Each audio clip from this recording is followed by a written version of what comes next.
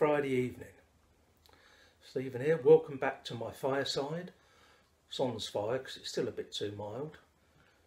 Meant to turn a bit cooler over the next couple of days, so I'm just saving that last bit of fuel to have a fire when it's most needed and then not buy any more.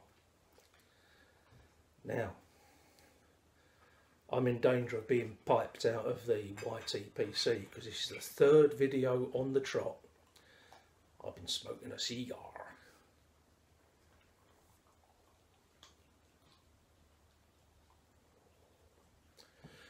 But I've got a special reason tonight.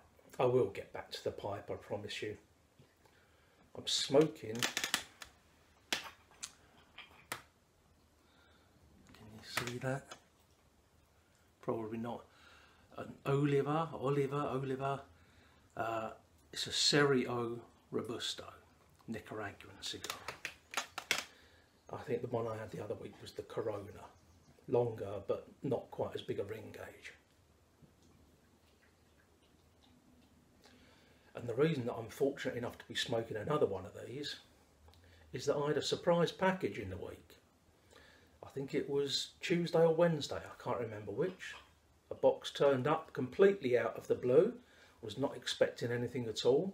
My next door neighbour had taken it in. And, well, it turned out to be a surprise package from my good mate Tim, Wolf Valley Boy, which I'm sure you're all sub to anyway, but I'll put a link down below just in case. And Tim had blown me away by sending me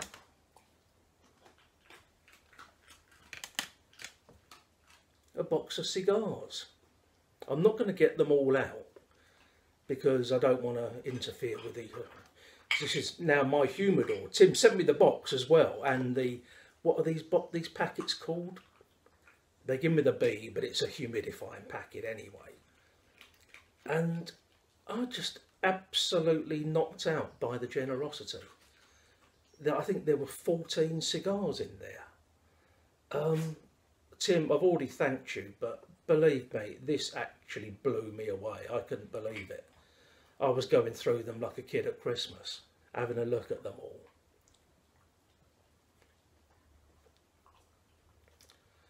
There's some of the Oliva Robustos. I think there was about 4 of those. There was some of the Coronas. There's Upmann and Fonseca Cuban cigars in there. Absolutely staggering. There's 2 in particular that I'm looking forward to trying. I can't quite remember. With the Fonseca, definitely. I watched earlier on Simon Bosco Piper doing a review of the Cuban that's in here, so I'm looking forward to trying that. But there's 2 very nice looking cigars. I think is it My Father's and a Brick House as well. Absolutely staggered, Tim, really. Knocked me out, mate. And it's extremely generous of you. Thank you very, very much indeed. I'm going to get so much pleasure out of these, I can't tell you. I'm enjoying this so much.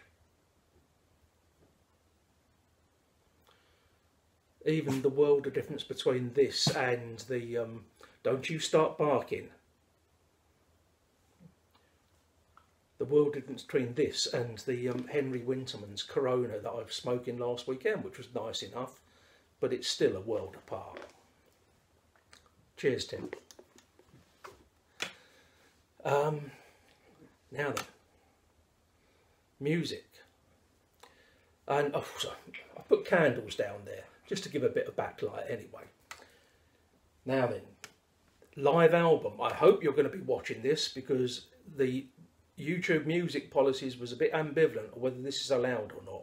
So I'm giving it a go. I'm going to switch the stereo back on because it's gone on to eco mode. We're up to the year 1981.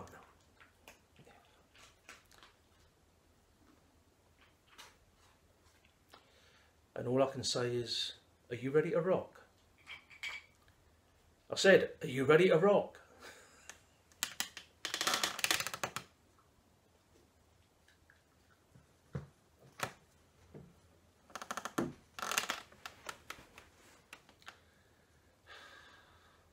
Just have a little drink.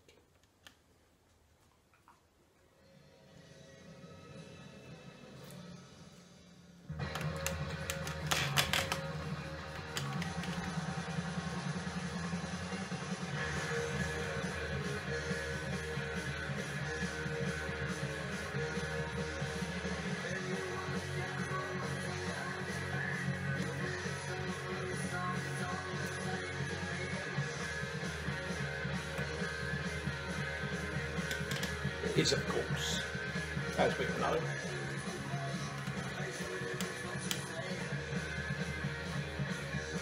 Motorhead, No Sleep Till Hammersmith.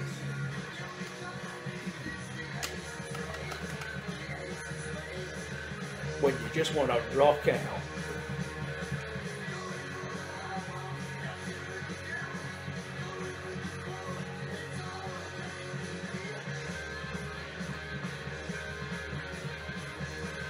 I never saw Motorhead play live, but I did see Hawkwind back in the early 70s when Lemmy was still with them. I wish I could remember what the gig was like, but I was stoned out of my gourd, so it's all a bit hazy.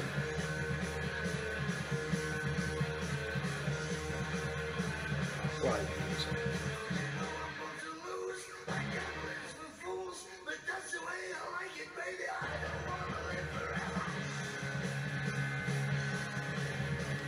What did we say, Zeke? Don't forget the dog.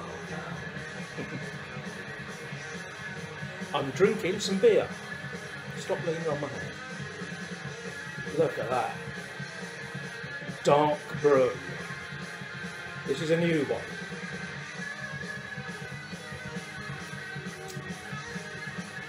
This is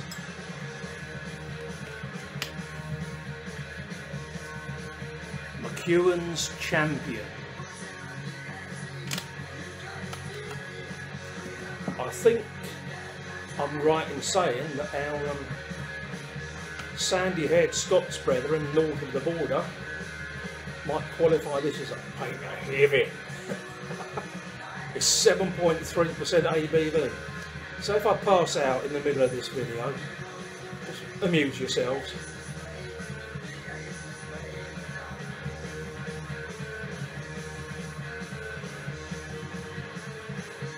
I've got a bit of an uneven burn on this. Excuse me a sec.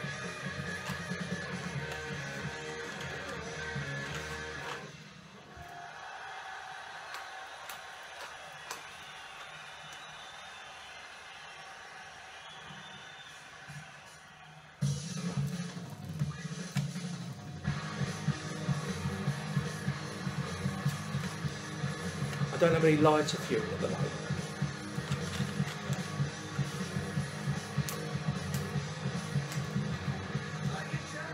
And these are very cheap matches.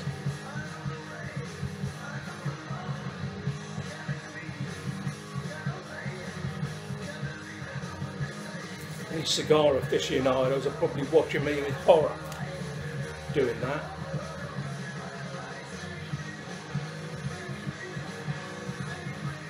That's a bit better. I mentioned before, I think in the video before last, I only own one ashtray.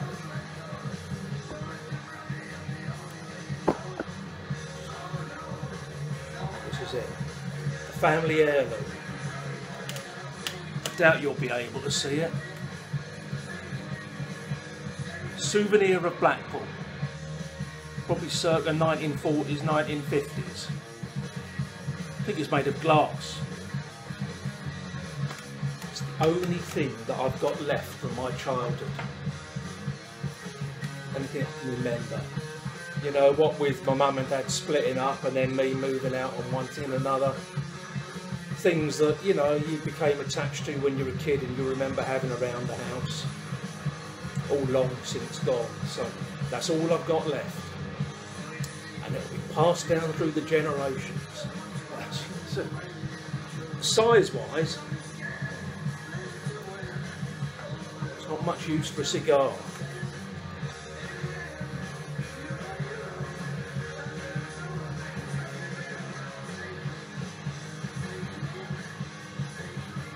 I have to remind myself not to puff. Oh, sorry, we're getting the glare again. I do apologise.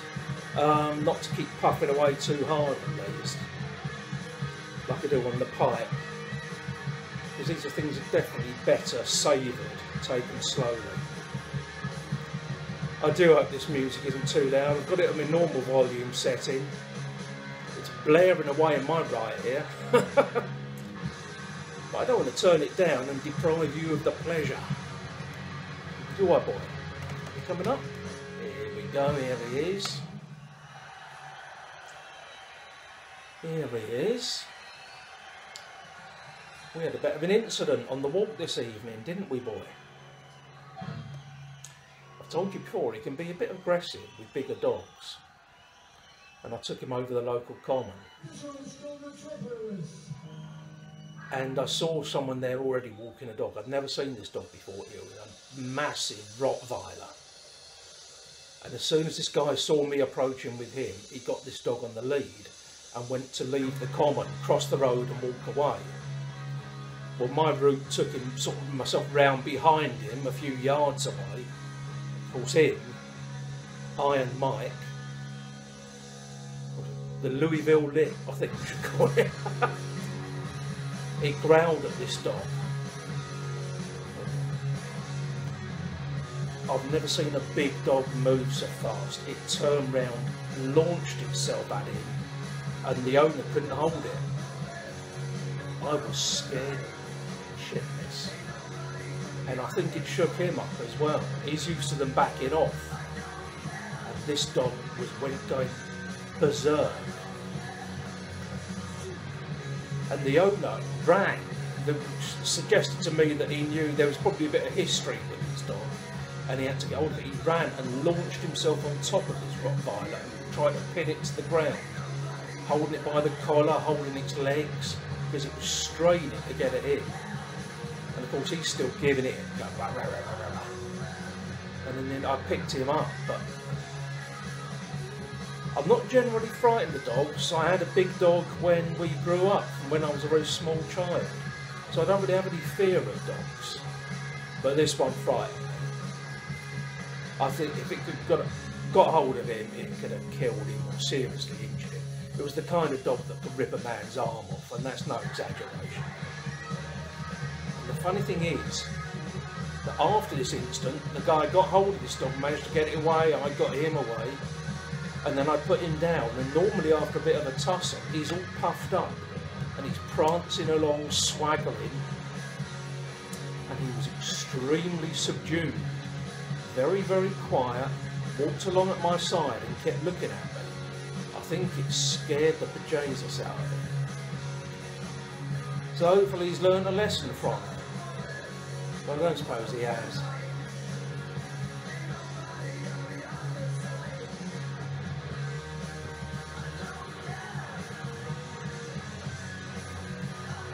I've messed up the cutting at the end, so the wrapper's unravelling. Well, I'm still a novice at this business.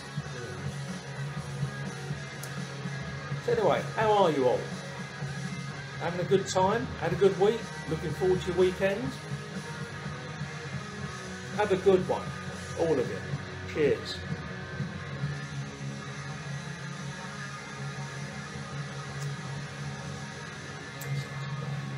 Very dark, deep, very treacly. It's got a real black treacle taste to it. It's quite sweet, but it packs a hell of a kick.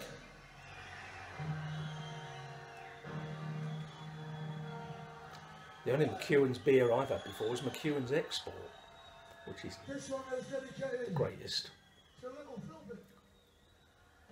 Back in the early 70s, when some place we went to, we used to drink something called Tartan Bitter, which was another Scottish brewery, but I've got no idea whether that was McEwen's or not. But this is very nice, but I know. Ooh, it's gone straight to my head.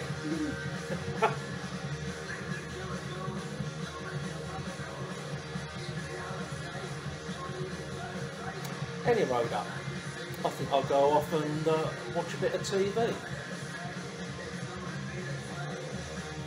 My daughters subscribe to Netflix, and under their subscription I open an account for me. So I never go to the cinema anymore. In the old days, oh, you youngsters don't know you're born, but yeah, in the old days, going to the cinema was a regular thing, because it was so cheap. It was popular entertainment for the masses. don't know what it's like outside the UK, but in here it's so expensive now. It really is. That no, there's no way that you can afford to do it on, well, I can't afford to do it on a regular basis.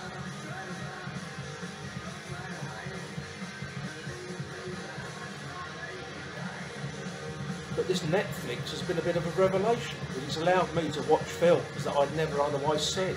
Because of course they never turn up on terrestrial TV nowadays, because they're all owned by like Sky Movies and stuff like that.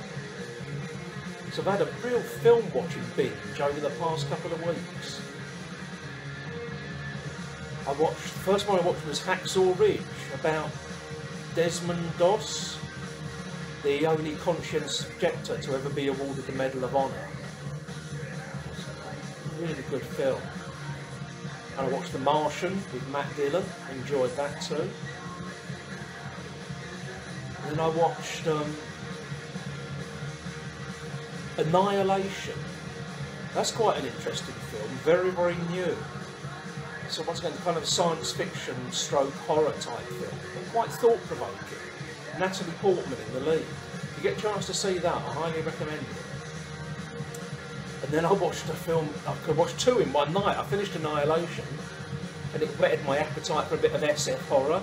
So I watched a film called 10 Cloverfield Street. With John Goodman. The whole thing's set in a survivalist bunker under the ground.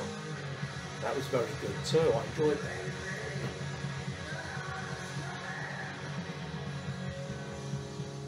that. And then in the middle of the week I tuned in and I watched Jaws, because I haven't seen that for a long while. And finally last night, I'm sure you're all fascinated by it, I watched Schindler's List, which I haven't seen for a long, long time either. So yeah, I'm looking forward to delving into that some more and finding out films. Trouble is, I don't read reviews anymore because I don't go to the cinema, so I'm not aware of what's come out recently. Oh, there was one more I watched, which I do recommend. It's either called The Man with the Iron Heart or The Man with the Heart of Iron. I can't remember. It's based on a book by a French author. The book, I assume you pronounce it Laurence Binet. And the book was HHHH, and it's about the assassination of Heydrich in Prague in the Second World War and the repercussions that followed. Great book. If you haven't read it, really, really good book. And the HHHH supposedly comes from a phrase that passed around in Nazi circles at the time. In German, it stood for Heinrich's brain is called Himmler. Himmler's brain is called Heydrich. Sorry, my brain is called... Himmler's brain is called Heydrich, because Heydrich was like... Himmler was the top man, but Heydrich was the one behind the whole thing. So yeah, if you haven't read that book, I highly recommend it. And the film. Very, very sad, very moving because of the repercussions that followed especially.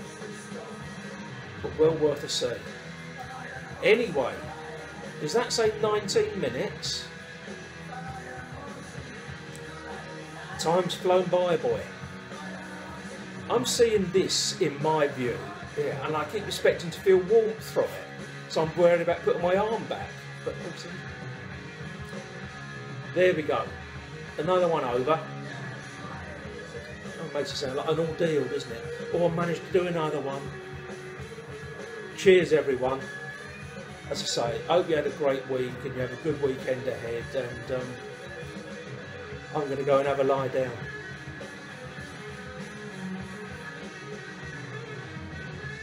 It's nice beer though.